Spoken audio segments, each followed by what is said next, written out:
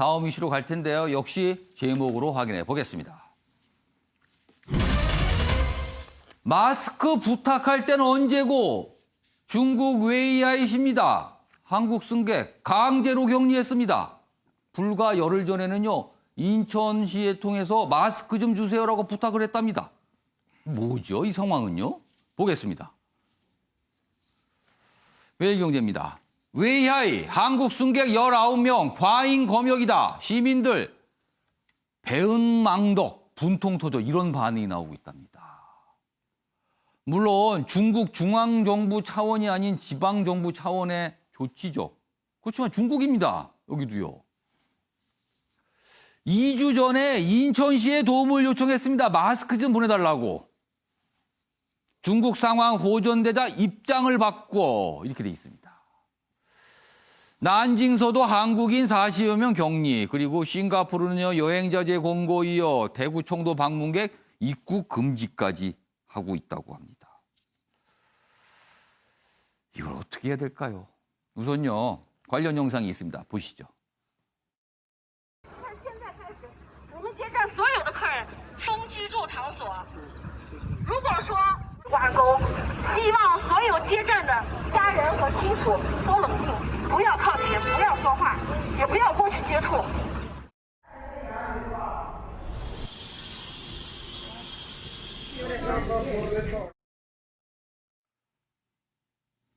그러니까 예고가 없었어요. 도착하니까 그냥 강제로 격리시키는 겁니다. 그럼 그중에서 급한 일 있으신 분들 어떡합니까 도대체 그럼.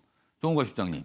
그 외교부 역할이 굉장히 중요한데요. 그러니까 예. 사전에 예고가 없이 지금 입국과 검역을 강화하는 나라들이 굉장히 급속도로 늘고 예. 있습니다. 물론 이제 국내 상황을 염두에 둔 것으로 이해가 됩니다만 예. 어쨌든 그런 공간에서 외교부의 좀 적극적인 노력과 서로의 어떤 소통을 통해서 예. 사전에 예를 들면 우리 자국민들이 좀 이해하고 알면 그 부분에 대해 대처를 할 텐데 예. 그것이 안 되면서 와서 느닷없이 격리되는 문제가 발생하기 때문에 이게 상당히 논란이 되는 아니 거죠. 저 승객분들이 얼마나 황당합니까? 그렇습니다. 그렇기 예. 때문에 외교부가 뭐 어제 강 외교부 장관이 얘기를 했습니다만 좀 적극적인 어떤 각국 대사들을 불러서 예를 예. 들면 우리의 상황을 좀 설명하고 그에 응당한 조치에 대해서 서로다가 뭔가 국가 양국 간의 교감 속에서 진행되는 게 굉장히 예. 중요하지 않나. 그리고 사실은 그 지금 외교 문제도 굉장히 중요한 겁니다. 그러니까 예. 우리가 어쨌든 간에 코로나 문제는 언젠가는 진정이 될 겁니다. 그 예. 이유를 감안해서의 어떤 국가 간의 서로 관계 이런 예. 부분도 염두에 두고서 외교전을 펼치고 또 상대국에도 그 부분에 대해서 설득과 이해를 구하는 이 같은 노력들이 저는 굉장히 중요한 시점이라고 봅니다. 자, 뭐 일가 보도에 따르면 웨이하이씨가 뭐 2주 동안 확진자가 안 나오면은 정상적인 경제 상황으로 뭐 복귀할 수 있다. 중앙 정부로부터 그런 걸 뭐 승인받을 수 있다. 그래서 이틀의 시간을 벌기 위해서 저렇게 무리한 조치를 취했다. 뭐 이런 보도까지 나오고 있거든요. 그래도 그렇죠. 이게 너무하는 거 아니냐 이런 얘기가 나오고 있습니다. 최영학 고문님. 네. 그런데요. 우리 정부의 태도에 대해서 문제 삼는 보도도 있습니다.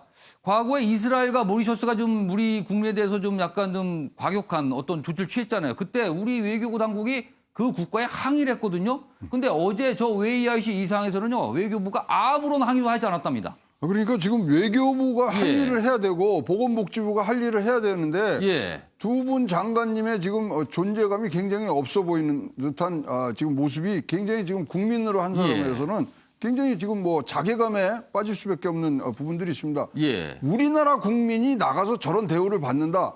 밤잠이 안 오죠. 밤잠이 안 오고 그러면 그런 일이 뭐 예. 통보 없이 일어났더라도 추후 조치를 해야 될 거 아닙니까? 예. 지금 벌써 우리나라가 이틀 전만 해도 7개국에서 지금 예. 18개국, 20개국 이상의 입국 조치 제한이 지금 드러나오는데 그냥 당하고만 있는 거냐?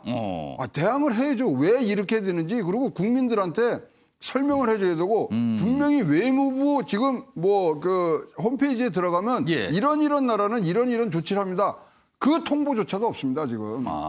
자기 할 일들을 해야 되거든요. 이 예. 방역에 대해서는 예. 굉장히 진짜 자괴감이 드는 소식들이 너무나 많이 들어오고 예. 그 새 인생을 출발하는 신혼부부들이 모리셔스에 가서 이 얻었을 정신적 예. 이 피로감, 피해 어떤 식으로 우리가 좀 보상할 수 있을까요? 좀 진짜로 분발해 주셨으면 좋겠습니다. 방역, 국방은 알겠습니다. 우리나라의 공공재입니다. 예. 정부에서 알아서 생산 운영하셔야 됩니다. 주홍 교수님은요. 기사가 또 있는데 마저 보고 중국과 관련된 내용입니다. 다음 기사 보고 이어가겠습니다. 보시죠. 중국 때문에 난리인데 세계보건기구 WHO 세계가 중국에 빚졌다. 중국 예찬론입니다. 무슨 상황이죠, 이건 또? 빚을 졌다고요. 우리가 빚을 진 겁니까, 중국에?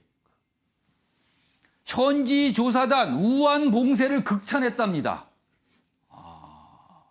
역사상 가장 발빠른 대처다.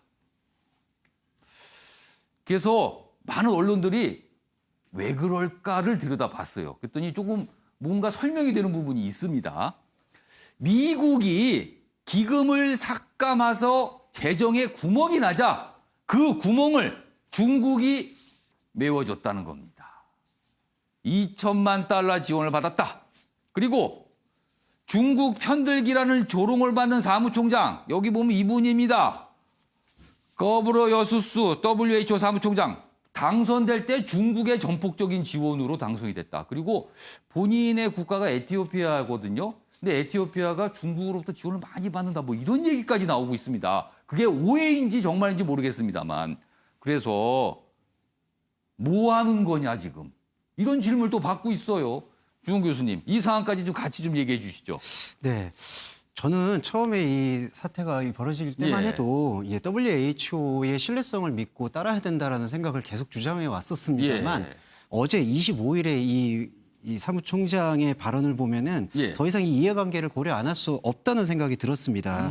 계속 중국의 원조를 받고 있다라는 지금 상황. 그리고 이걸 얘기 안 할 수가 없는 게 이분이 에티오피아 출신인데 에티오피아 역시 2001년에서 2019년 지금까지 약 15조 원 가까이 우리 돈으로의 정책 자금을 계속 지원받고 있다. 이런 부분들을 고려해 봤을 때 어떻게 이거를 전 세계가 중국에 빚졌다고 얘기할 수 있죠?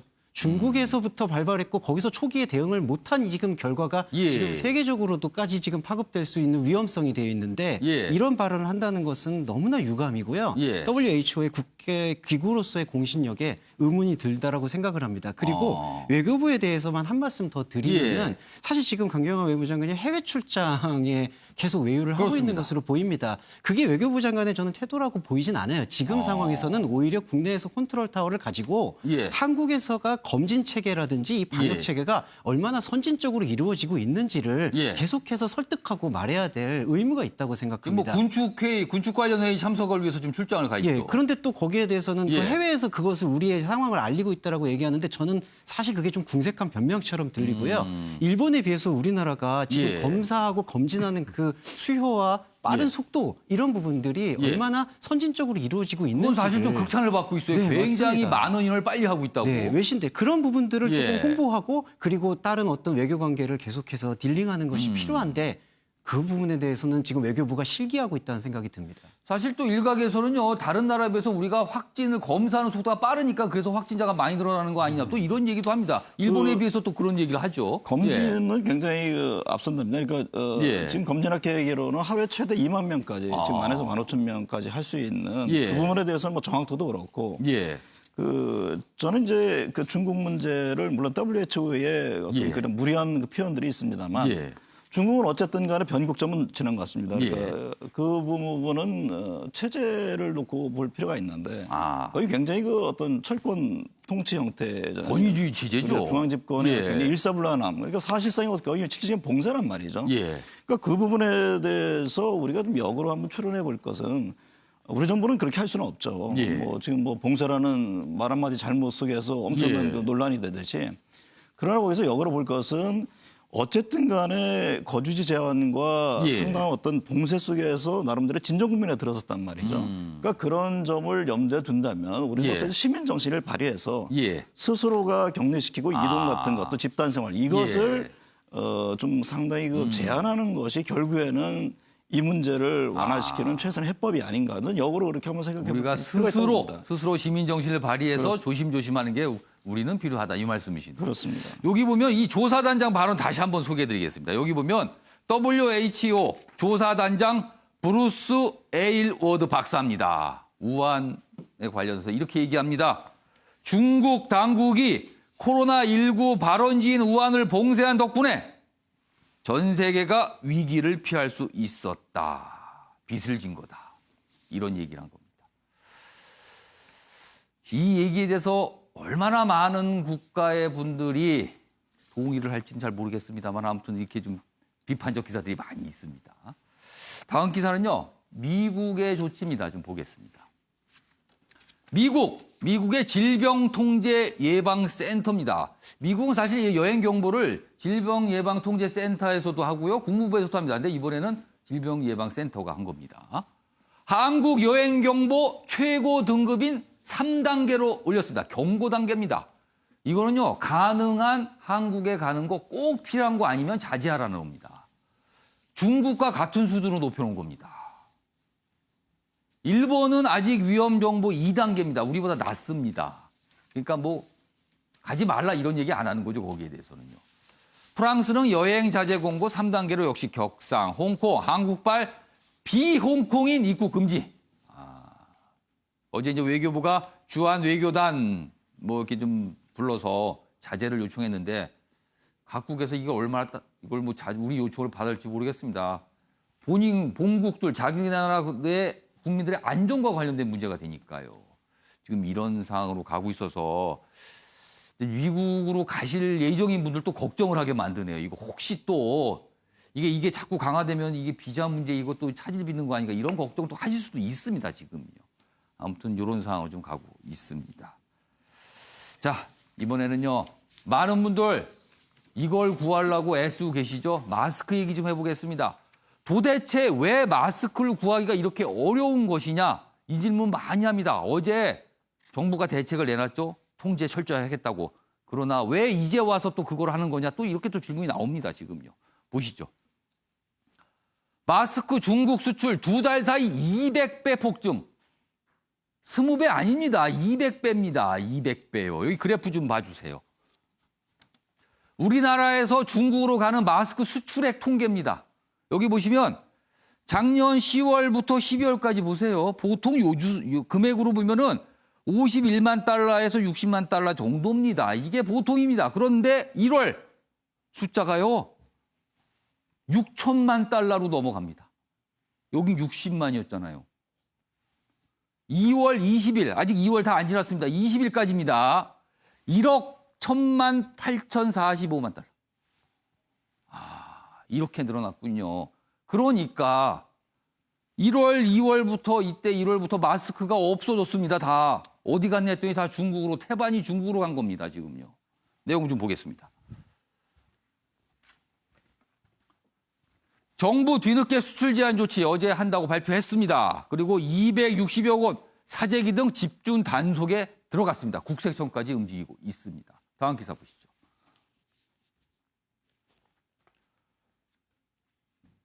중국 업체들이 이렇게 나오고 있답니다. 원단 줄게 마스크 절반 넘겨라. 중국 업체들의 유혹. 이 원단이요. 원단. 국내 업체의 70%가 중국 필터를 사용합니다. 그러니까 뭔가 원재료가 중국에서 와야 되는 겁니다. 근데 이거를 빌미로 마스크를 달라고 하는 겁니다. 물론 가격도 높게 주겠다고 또 얘기하는 겁니다. 품귀 상태 악용의 거래 제한이다. 이렇게 만든 마스크 대부분이 중국행. 단속법망 교묘하게 피했다. 이러니 마스크가 없죠. 이러니. 이런 상태에서 어제 대책을 내놨습니다. 다음 기사 보시죠. 마스크 하루 500만 장 오늘부터 농협, 우체국 등에서 판매 오늘부터 살 수 있다고 어제 정부가 약속을 했습니다. 정부 생산 절반 공적 판매처에 풀기로 했습니다. 여기 내용 좀 더 자세히 소개되어 있습니다. 26일 0시 그러니까 오늘부터입니다. 마스크 생산업자는 당일 생산량의 절반 이상을 공적 판매처로 의무출하됩니다. 그러면은 농협이나 우체국 등으로 해서 살 수가 있는 겁니다. 그리고요. 이 얘기도 있습니다.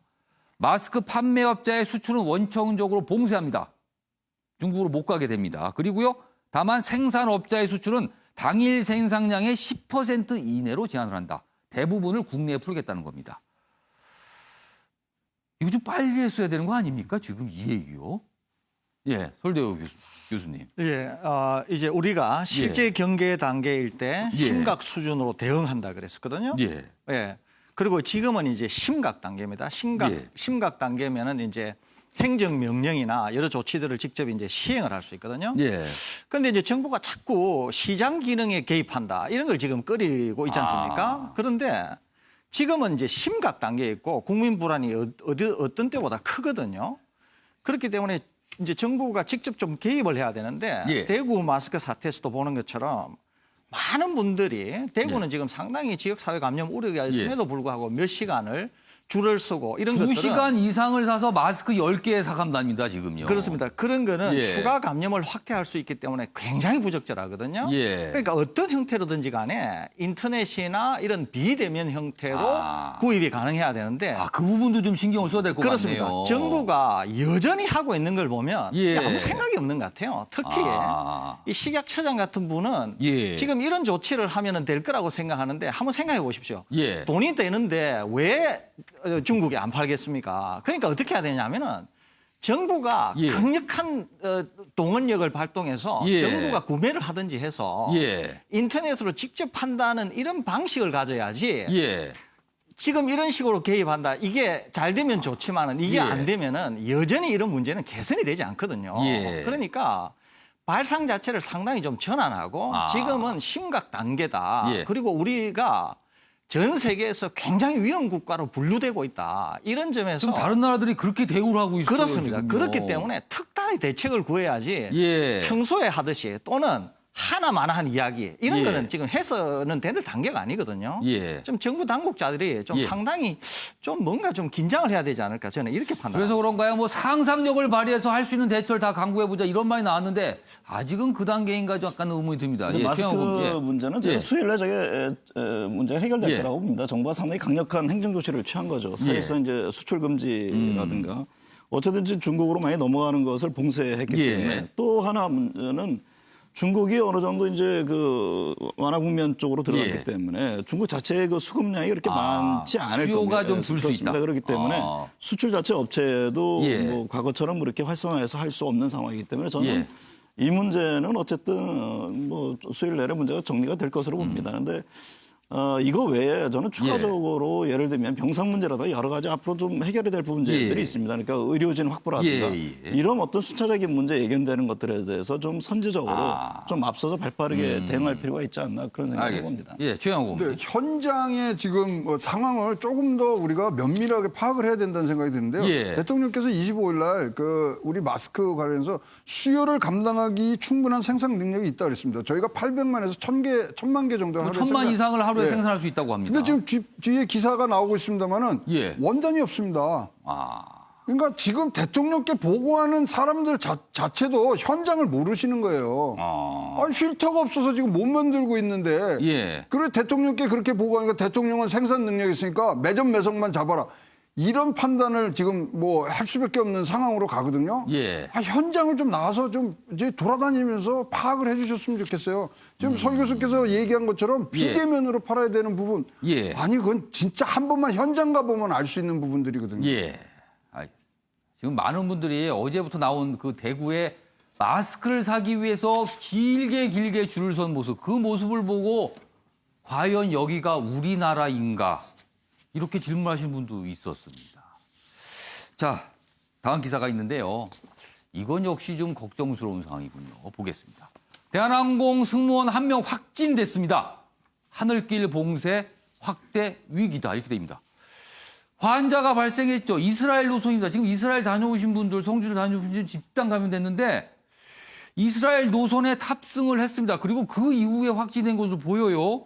그런데 이 승무원 미국도 다녀왔습니다. LA도 다녀왔다고 합니다. 그래서 동료 승객 등 접촉자 눈덩이 전망이다. 비행 중 감염 확인된 이건 또 다른 파장입니다. 지금요.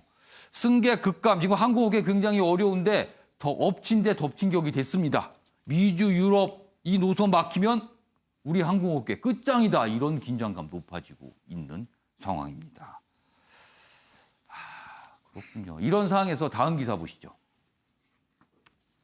어떤 전망이 좀 들어있는데요.